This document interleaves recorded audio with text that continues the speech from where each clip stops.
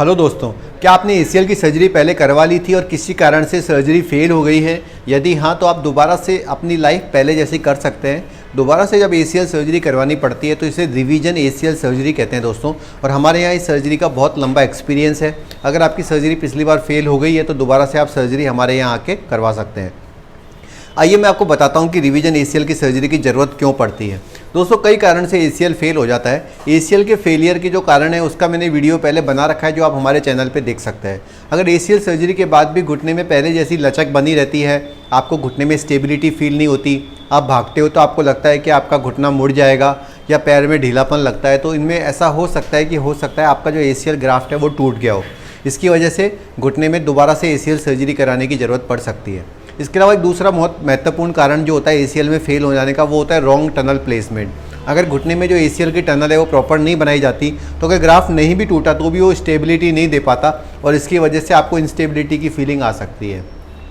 ACL revision की तीसरा प्रमुख कारण दोस्तों इन्फेक्शन होता है। अगर घुटने में किसी तरह का इन्फेक्शन हो जाता है तो वो एसीएल के ग्राफ्ट को कम्प्लीटली खा लेता है और उसके बाद पेशेंट को पहले की तरह की सिम्टम्स आने लग जाते हैं। ऐसे में पहले इन्फेक्शन कंट्रोल करके दोबारा रिवीजन एसीएल सर्जरी की जा सकती है।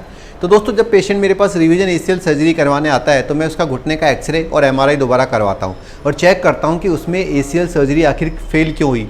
क्या इसमें कोई टेक्नोलॉजिकल मिस्टेक थी, क्या कोई इन्फेक्शन था, या पेशेंट की बोन की ही क्वालिटी ख़राब थी, या ग्राफ्ट बहुत पतला यूज़ किया गया था, किस वजह से रिवीजन एसीएल की ज़रूरत पड़ रही है। इसके बारे में मैं पूरी रिसर्च करता हूं और उसके बाद डिसाइड करता हूं कि इसके लिए कौन सा टेक्निक अच्छा रहेगा।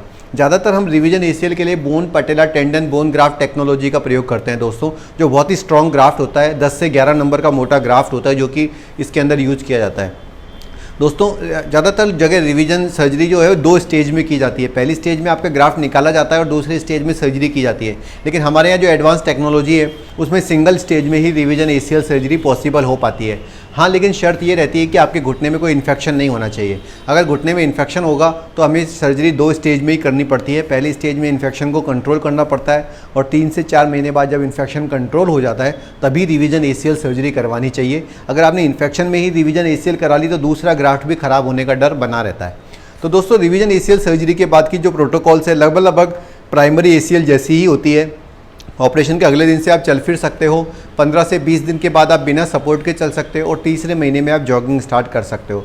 दोस्तों, हमारे यहाँ हज़ारों रिवीजन सर्जरी हो चुकी हैं। ऐसे लोग जिन्होंने की सर्जरी पहले बार कहीं ऐसी जगह करा ली जहाँ प्रॉपर टेक्नोलॉजी नहीं थी और फेल हो गई, तो वो लोग मुझसे जुड़ते हैं व्हाट्सअप एसीएल हेल्प प्रोग्राम के द्वारा। मैं उनकी कसरत के द्वारा मदद करता हूँ, लेकिन अगर फिर भी उनको बढ़िया रिजल्ट नहीं मिलते तो वो हमारे यहाँ पास आकर रिवीजन एसीएल सर्जरी करवाते हैं।